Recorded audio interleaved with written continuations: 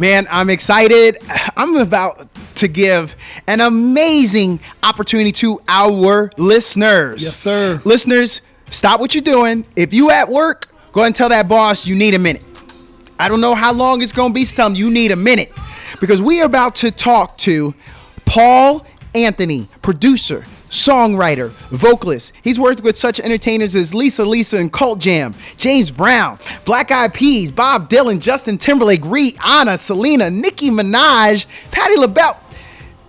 Grammy award-winning member of Full Force. Yes, Paul, sir. how are you doing today? What's going on, family? How y'all doing? Got a lot of good energy over there. I like that. Appreciate it. Hey, we are happy to have you. This is a great opportunity for us. Hey, Paul, what do you know about Austin, Texas? You ever come down here in your travels?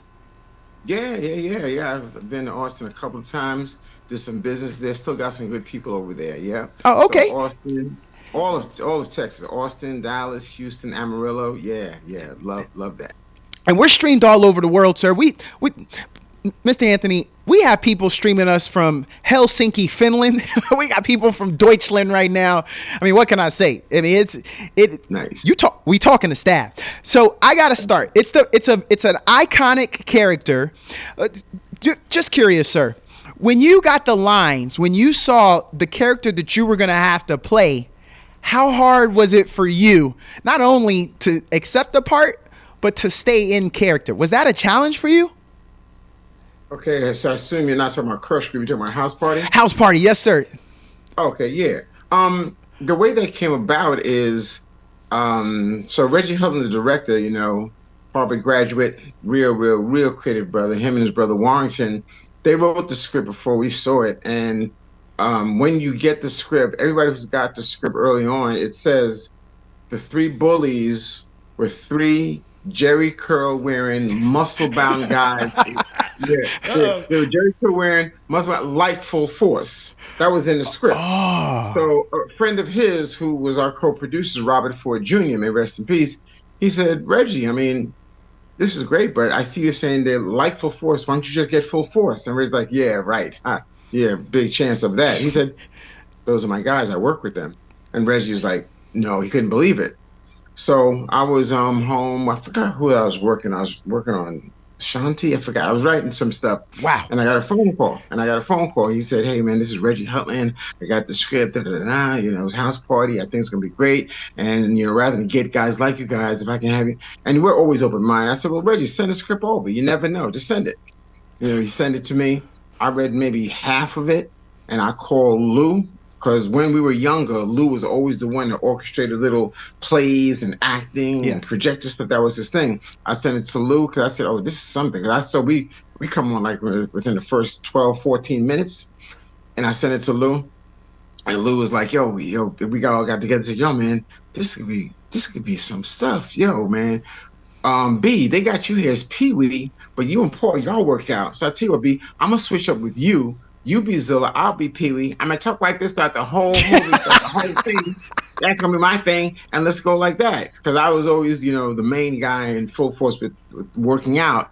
And every line in the movie, we wrote. We would meet with the Hudlin brothers the night before and change up everything. And every time, they would look with one another and say, keep it. Wow. Next thing you know, Martin started changing lines, the Kid Play started changing lines, but we changed everything. For years we'd go to certain parties. I remember us, Jimmy Jam, Terry, we all get together at certain conventions and say, yo, I smell, and scream it out. And Lou's idea was with Joe Pesci. If you think of Lethal Weapon 2, Joe Pesci's little catch thing was, okay. Yes. That was his thing. So Lou said, I'm going to think something. So Lou's like, I'm going to kick if I can. Yeah. Wow. Yeah. And then, so everything was impromptu. The night before, I made up a line called, you're running around town like a sucker in heat. Me and my boys can't be beat. So it was awesome. It was awesome. Definitely a highlight in our life, for sure. So you guys growing up in Brooklyn, I'm a little curious at that time.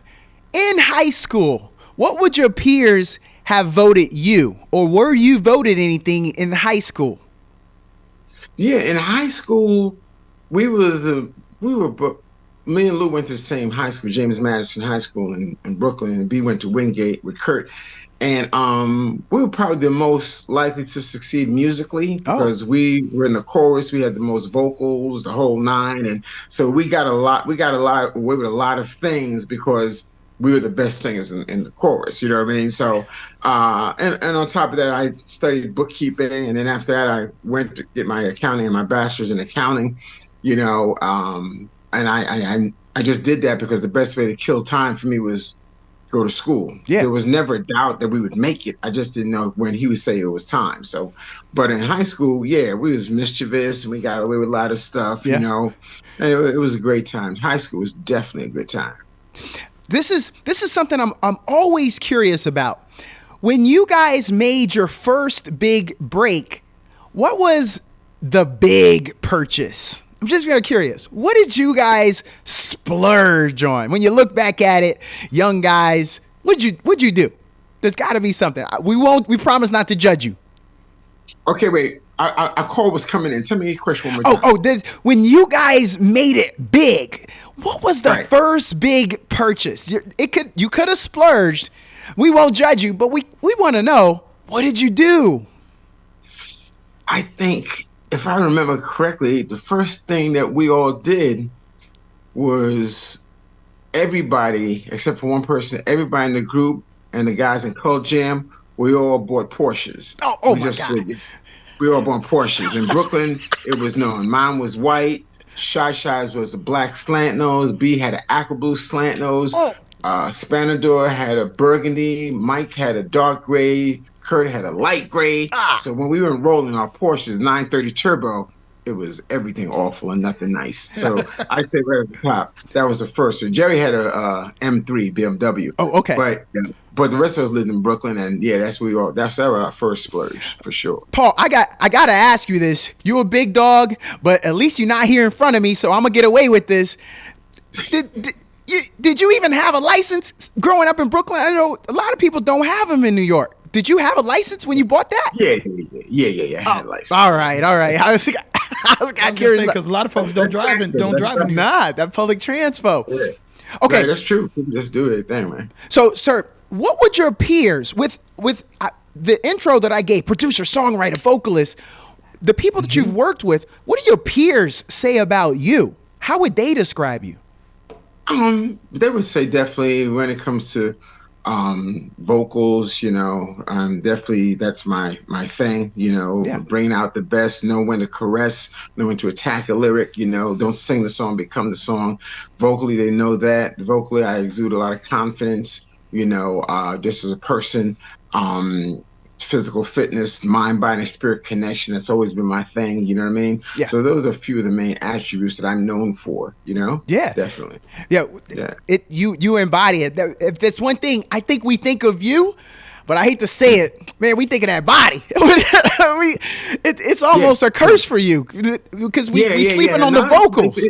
Yeah, you know, it's been a triple blessing, to be honest with you, because I'm credited with the first to really bring physical fitness and Yeah. the pushing it into hip hop and R&B. You know, there are other brothers that was there like me. My brother Melly Mel, you know, he was doing this thing as well, but I made sure it was in your face. So Yeah. the fact that we managed all our acts, I was able to put in Lisa's videos, UTF videos, or we, you know, if UTF was on a hip hop tour, we was on an R&B tour, Lisa was a pop tour, I pop up on every tour and I'd be pushing it. So we push it out there. My brother B2 and Curt, we all stayed in shape, but I was the main one. I was always the guy in the group that would wear things that others wouldn't, say things that others shouldn't, do things that others couldn't. I was always on the edge, you know? So Yeah. pushing it out there, I'm credited with that. And it's a blessing because I've inspired literally millions all over the world, fitness, bodybuilding, Mike Tyson, Michael Jordan, Yes, sir. Buster, 50, Magic.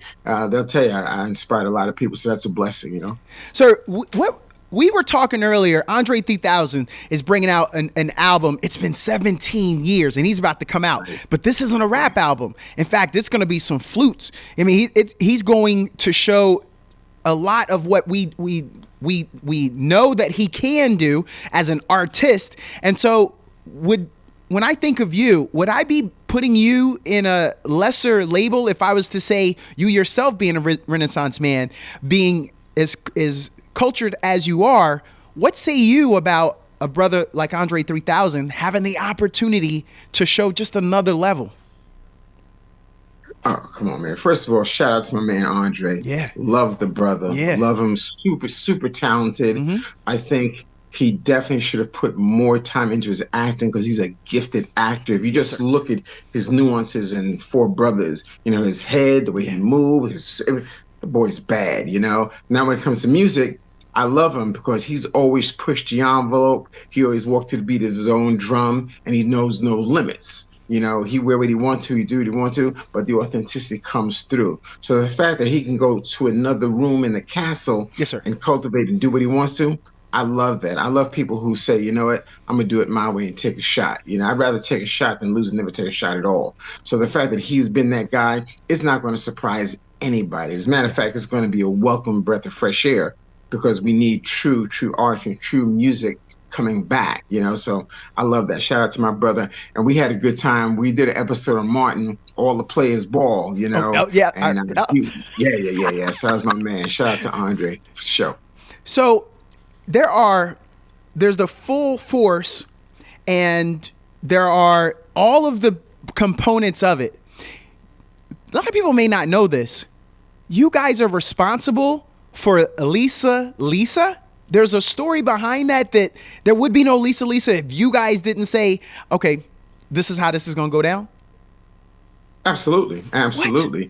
I mean, and that's a major cornerstone in us being legendary. I mean, our first success was we co-wrote Basketball for Curtis Blow because we always like one pack. Us, Curtis, Run, Russell, we was all packed. That's why we did Krush Groove together, you know. And then Roxanne was a huge hit also on our group UTFO. That opened up more doors. So we knew a hit as huge as Roxanne would be perceived as luck. So we came back with another hit. And my brother B Fine, he noticed there's a void in the music industry. He said, hey, I mean, there's no Latins, there's no Spanish artists really doing anything. So we purposely set out for a Latina that could sing in a way that everybody can emulate and sound like her. And Mike Hughes, who worked in our crew, also, he's the one that found Lisa at the Funhouse where Jelly Bean, my man Jelly Bean, and Madonna would be. And he brought her to Brooklyn. You know, she was nervous because, you know, East Flatbush, Brooklyn, in our basement. She's like, what the hell? But it was all love, you know. We all collectively had her sing a couple of things. We noticed the validity in her voice. I know she can hold a note. And we said, you know what, this is our artist. And that gave birth to Lisa and Cold Jam. We managed her, wrote all the songs, produced the music, but that also gave the birth to freestyle dance music. Before we did that, there was no Gloria Estefan, was no J-Lo, was no Menudo, was no Ricky Martin, none of that. We gave birth to freestyle dance music with Lisa and the Cold Jam. So once again, that was a blessing. Thank you for that, because to your point, you helped a lot of us with our fitness, because ain't nothing else better to work out to, especially during that time. You throw on some freestyle, man, I could go. That treadmill is going to be asking me to tap out. So appreciate y'all for that. Okay, so sir, you know we in Texas. 40% of our demographics, Latinos make up 40% of the Texas population. I would be remiss if I did not ask you, can you tell us how you came to work with Selena? Oh man, yeah. May she rest in peace, Selena. Man, Selena was bad. Let me tell you, we were at EMI Records writing and producing for somebody. I forgot who it was.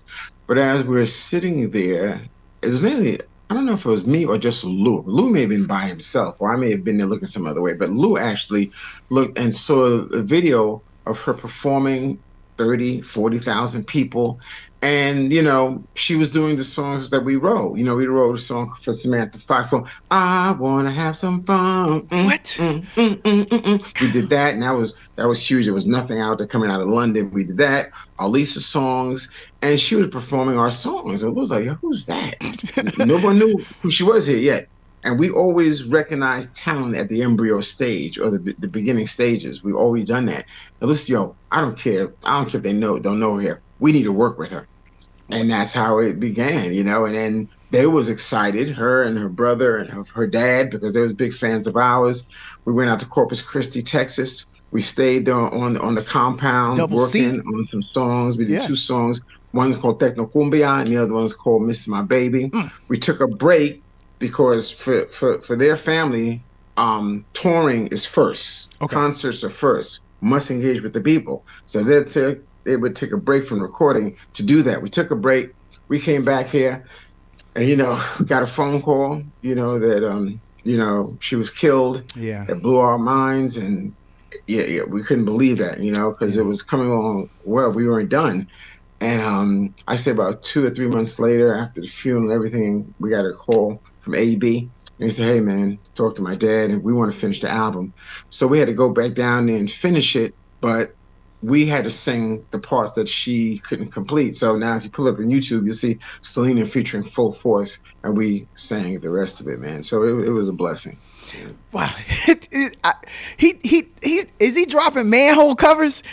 Okay, mad knowledge, son. So Paul, I gotta come back. I was gonna ask you this before, but then now that you attribute it, all right, you from Brooklyn, the mecca of basketball. Y'all got the Garden. Everybody's a baller. I'm sure you were pretty big in high school. I don't know if you was as big as we saw you in House Party, but did you play any sports in high school? Well, you know what? We all played sports. My dad brought us up playing sports. Our first sport was actually softball, baseball. Oh. That was our first sport, you know? Yeah. And that was our thing. And we was always athletically inclined. I remember we played in the senior league at the local softball team. B played in the junior, but B was so good that they brought him up. So B was in center field, yeah. Lou was in right field, I was in left field, you know what I mean? And that was a highlight for our parents also. And of course, we loved basketball to this day. You know, I was up last night watching the game. That's one of my vices, you know, definitely love basketball. And strangely enough, in high school, I wasn't big at all. You ask any of my high school alumni, they'll tell you, you know, man, I was short. I wasn't big at all. I must have been maybe 145, you know. I started working out after I graduated out of high school. But in high school, nah, man, I wasn't big. You know, I had a nice reputation of, you know, just, you know, because eat flatbush, you know, it is what it is. And the respect was there. But as far as size, nah, man, that came afterwards. That sounds like we got a skit. I think you'll be fine on second. Lou on first? No, who's on first? Lou on first, be fine on second. We can work that skit out a little bit later since y'all was all on the field at the same time, Paul. Okay, so y'all, so I'm gonna ask you about this b-ball game then. You wrote the song, you helped Curt with basketball. What's that? Yep. And you from New York, so I'm gonna ask some stereotypes here. What did that b-ball game look like during that time? Oh, come on, man. It was nice. It wasn't nice enough for me to make.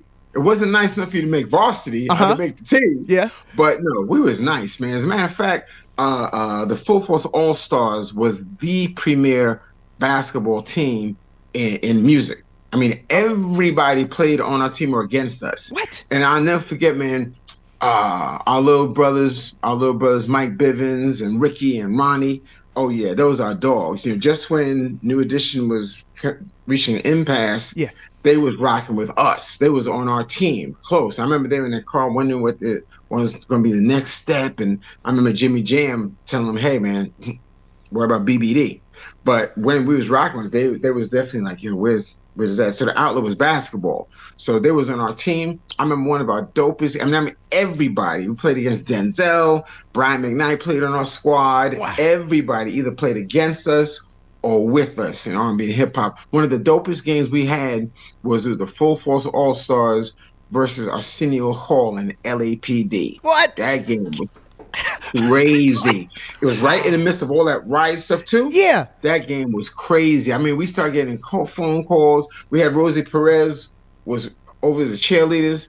Don Cornelius. Now, you know, my man Don, may rest in peace, from Soul Train. Yes. He's very much a recluse. He said, "No, I want to be your assistant manager." So assistant coach. Yeah. So Don was assistant coach. We got a call from Mike Tyson. Mike Tyson was the mascot. Yeah. Prince came. Yeah, what? I mean, it was off the chain. Yeah, it was huge. I mean, our singer talked about it on the show. We got so much press from that, man. But yeah, man, so that was our thing, man. The Full Force All-Stars, we were known for games for Paul, sure. And then, yeah, go ahead. No, I was gonna say, I already gave you a comedy skit. You know that is a documentary in itself. That game itself with that kind of talent.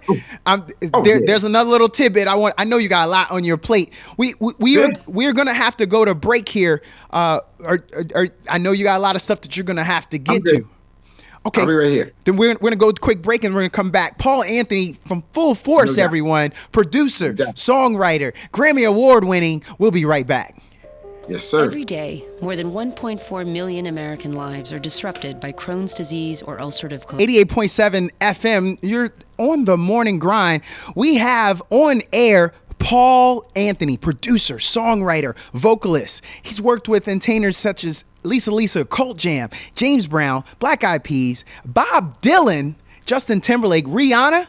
We already heard the story about Selena. If you join in late, you are wrong. Paul, thank you for staying on with us. Paul, tell us about Carmen and Lucian. How do they manage you guys and all this talent? Something tells me that the story needs to be told about how they cultivated and supported.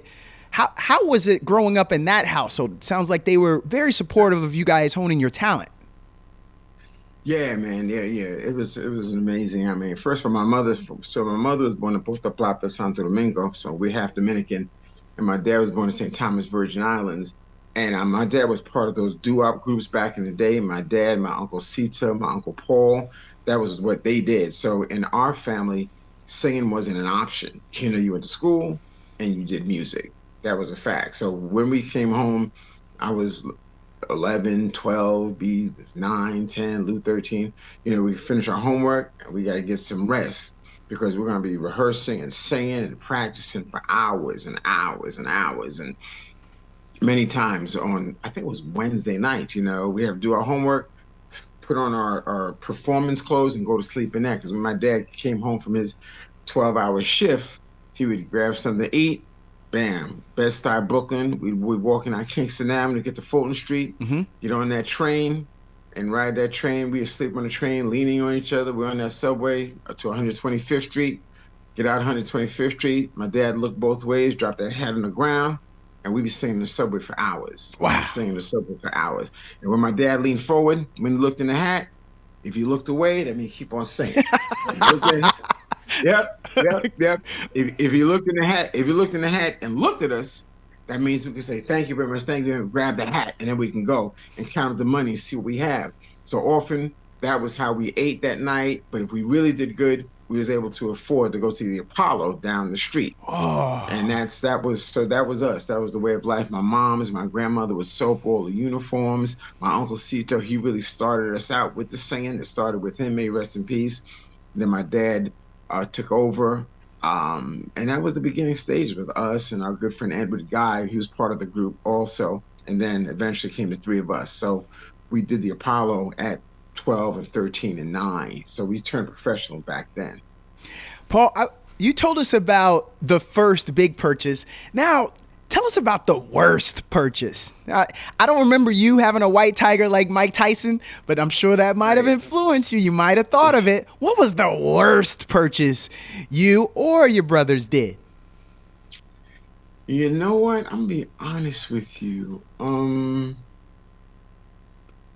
I can't think of any real worst purchase because I was always frugal. It sounds like it. Like I said, I had an accountant's mentality. Yeah. You know what I mean? So I would always watch the dollars. As a matter of fact, when we got our first deal, I didn't quit my 9 to 5. What? I kept working. I worked as a social worker. I didn't quit. Everybody else quit because we was doing great. We got to deal with UTFO. We got to deal with Lisa, us.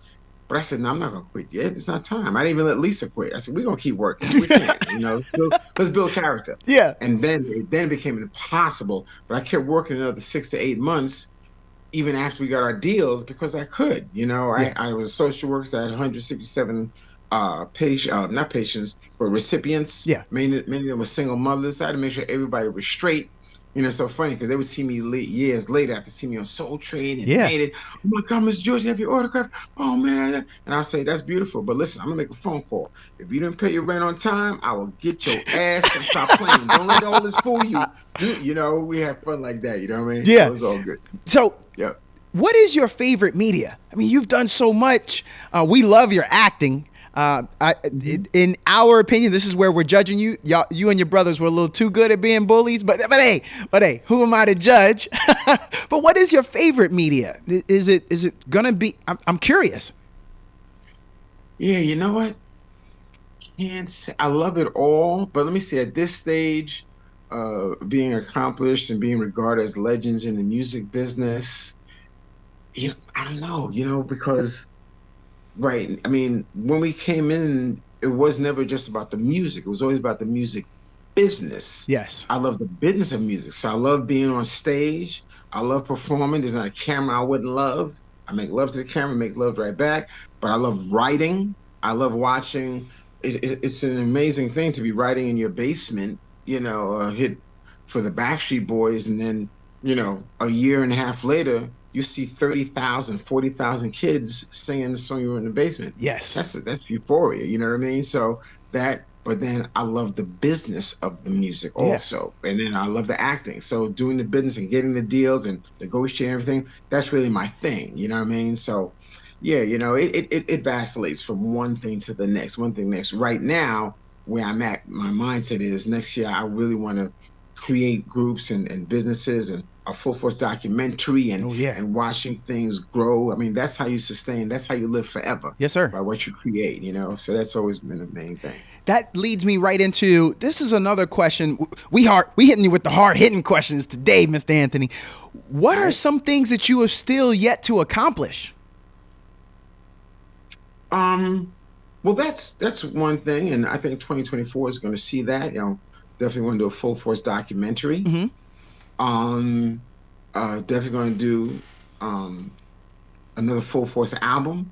The last album we did, so many people came out for the love of me being a cancer champion. We had 30 gold and platinum artists on that album. I mean, friends, family, my girl Faith Evans, Raphael Sadiq, Big Daddy Kane, and Mario Hardwick, Allure. I mean, I can go on and on. Vivica. I mean, so many people came for the love, and my goal is to at some point in time, do various concerts where I'm gonna bring them all out. That's one of my personal goals. I'm going to achieve that just because they gave me the love and they transferred that energy when I needed it most. You know what I mean? Yeah. So that's something. There's some definitely works. Definitely house party reunion because our kids, that's my brother from another mother, play. Love them. So we're gonna do that next year too. So I'm not done. I tell people, hey, listen, been doing this for a long time. I may be old, but I ain't cold. Okay. So you said that Kid and Play are your friends. I think I was judging you. I already thought you and your brothers were a little too good playing the bullies. If y'all are in the room with Kid and Play, and if you flinch, if you buck at them, are they flinching? No, they flinching.